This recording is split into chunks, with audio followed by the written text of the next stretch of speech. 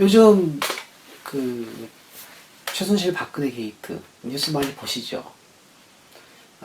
뭐 보시고 어떤 뭐 느낌이나 이런 게 있으실까요?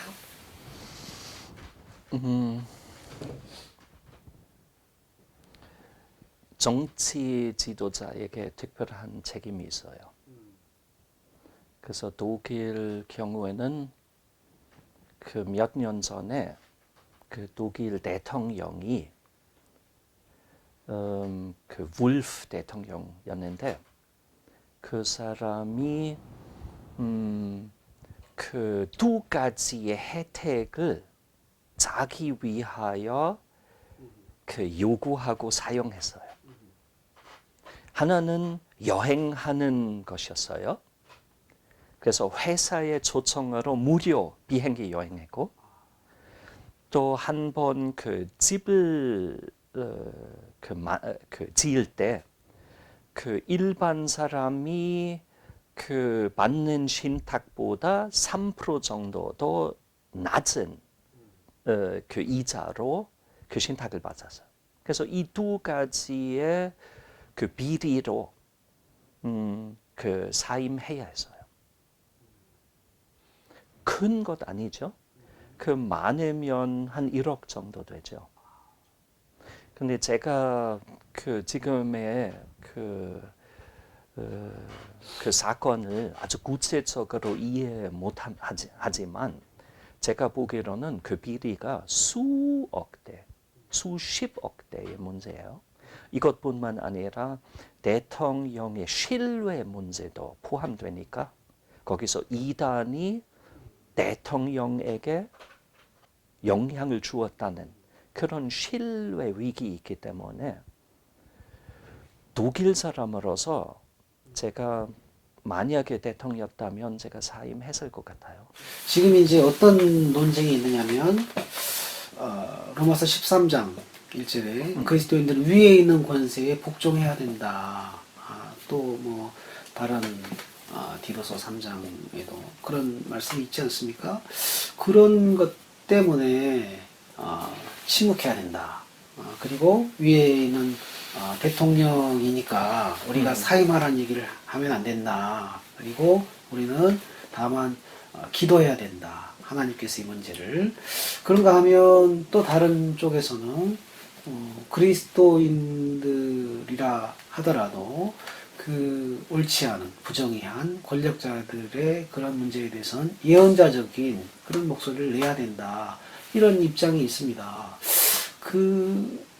어떻습니까? 로마서 13장 1절과 관련해서 어떻게 이해하는 게 좋을까요? 그 로마서 13장만 생각하면 안 되죠.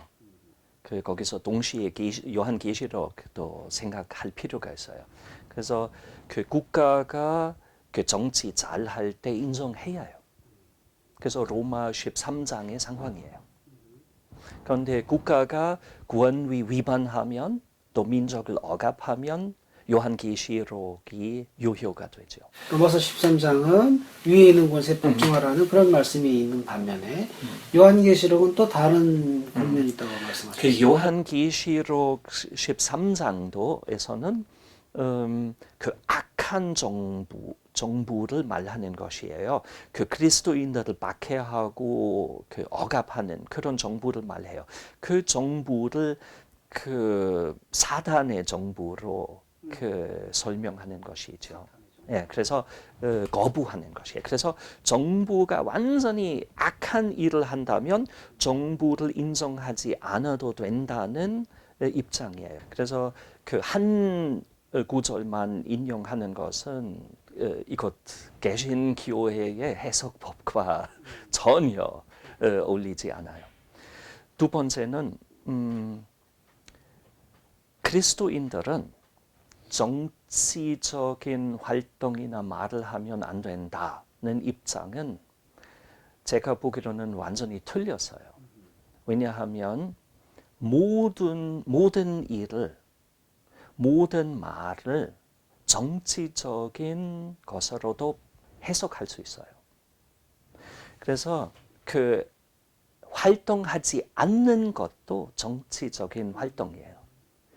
그래서 쉽게 말하면 지금 데모하는 사람들은 대통령을 공격하지만은 지금 가만히 앉아서 기도만 하는 사람들은 대통령을 실제적으로 지원하는 사람이에요. 그래서 두 그룹이에요. 우리가 그 두 가능성밖에 없어요. 지금 이 상황에서는 반대하든 그 찬성하든 이 두 가지 중에 하나를 선택해야 해요. 그래서 그렇다면 거기서 어느 것이 옳은가 하면 거기서 우리가 아주 조심해야 한다고 생각해요. 왜냐하면 객관적인 것이 아니에요. 우리가 판단에 있어서 틀릴 수 있어요. 특별히 정치적인 세계에서는 그 일반 국민으로서 우리가 가지고 있는 정보하고 정부가 가지고 있는 정보 완전히 달라요. 그래서 거기서 조금 조심해야 하고, 그런데 만약에 지금 이것 너무 지나친 것이었다. 그 사람이 사임해야 한다는 판단하면 제가 나의 결정에 따라 활동해도 데모해도 좋아요. 그런데 내가 저의 판단으로 지금 그 상황이 이렇게 심각하지 않다는 판단하면 제가 데모하지 않고 오히려 대통령을 위하여 기도해도 괜찮아요. 이것도 가능해요. 객관적으로 우리가 판단할 수 없어요.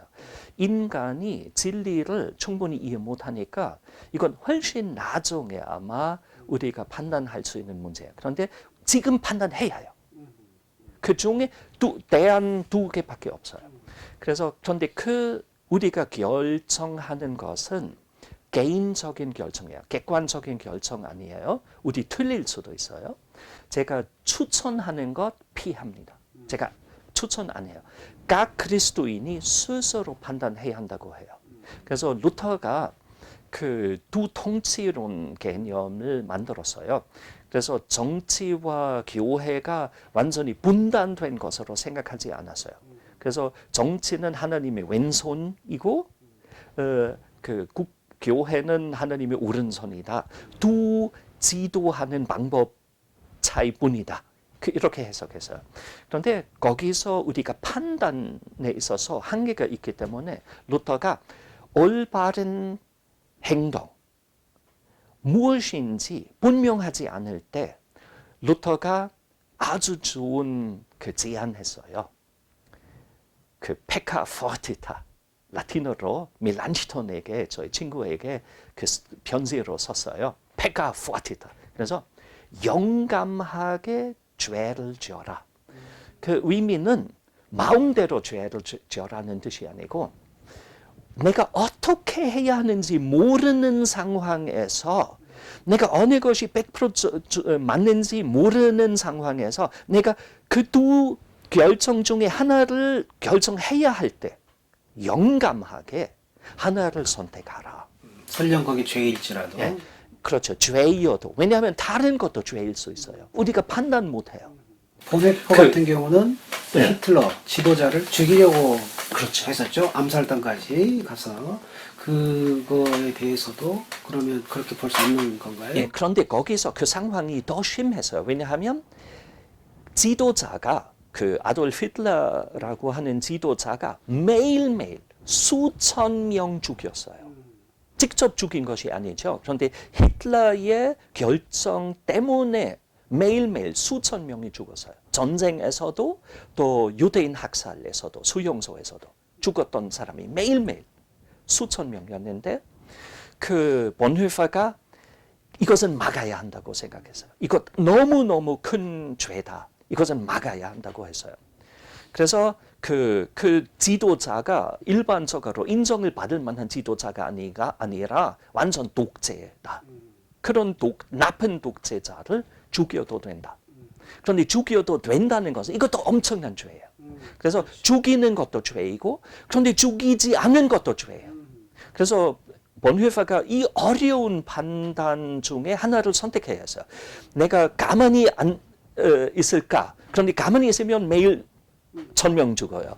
내가 활동하면 나 때문에 한두 명이 죽을 것 같아요. 그 지도자가 죽을 것 같아. 그래서 본헤퍼가 둘 다 엄청난 죄예요. 살인죄예요. 그런데 그 본회파가 이 어려운 상황 속에서 차라리 그 악한 지도자가 죽으면 낫다는 판단했어요. 다르게 판단할 수도 있어요. 그런데 본회파가 이렇게 판단했어요. 용감하게 죄를 지어라 라는 루터의 그 교훈하고 일맥상통하는군요. 피할 수 없으니까 그 죄를 정치하기 때문에 죄를 피할 수도 없어요. 이것도 우리가 인정해야 해요. 정치가들은 제가 아까 말씀드린 대로 그 두 죄를 중에 하나를 선택할 수밖에 없는 그 상황을 많이 만나요. 그래서 아주 자주 당해요. 그래서 정치가들은 죄를 지을 수밖에 없어요. 그런데 좋은 정치가가 큰 손해를 주지 않는 죄를 선택하죠. 이거 지혜로운 정치가이죠. 그런데 좋은 정치하기가 거의 불가능.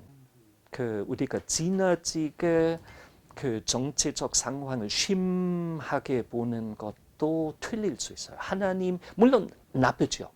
그런데 하나님이 악을 좋은 것으로 변경시킬 수 있는 능력을 가지고 있으세요. 그래서 우리가 어떻게 될지 앞으로 우리가 몰라요. 그런데 만약에 한 사람의 판단으로는 지금 대통령이 너무 멀리 갔다. 더 이상 신뢰할 수 없다는 판단하면 데모해도 괜찮죠. 이거 민주주의의 그 좋은 그 방법이에요. 할 수 있어요. 근데 각 사람이 결정해요. 우리가 모르니까.